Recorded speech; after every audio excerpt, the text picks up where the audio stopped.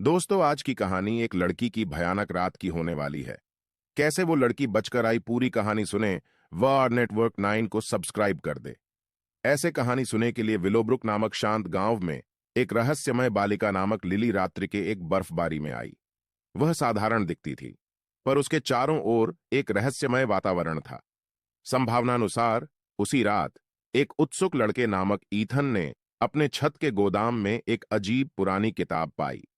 किताब में एक प्राचीन पूर्वानुमान का जिक्र था, जिसमें दो प्रेरित आत्माएं के बारे में बताया गया था।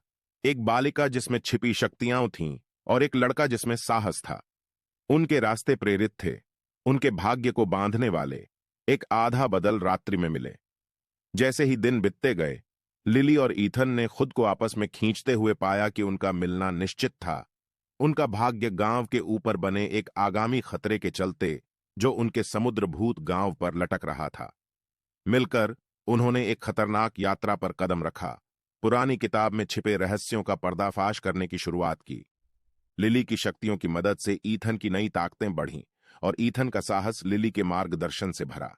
उन्होंने रहस्यमय चुनौतियों का सामना किया, परिचित रूप से भटकते भूतों से मुकाबला किया और प्राचीन लिपियों को विश्लेषण किया। उनकी मित्रता का फलस्वरूप उनके डरों का सामना करने के साथ साथ एक गहरी बंधन की बुनाई हो गई। जब वे अपने डरों का सामना करने और अपने लक्ष्य की रक्षा करने के लिए उत्कृष्ट संयोजन किया, तो लिली और ईथन का दोस्ती महसूस हुआ। उनके बीच गहन बंधन के रूप में बढ़ गया, जो उन्हें आजीवन के लिए प्रेरित करता रहा।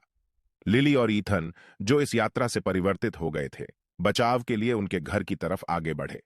आकार्यक लड़ाई के आसपास आई और लिली और ईथन ने नई मजबूती और अपने घर की सुरक्षा के लिए एक इरादे से लड़ने की दृढ़ निश्चय किया।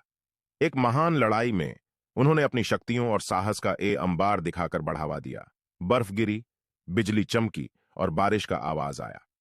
फिर भी ईथन ने संघर्ष करने का साहस दिखाया।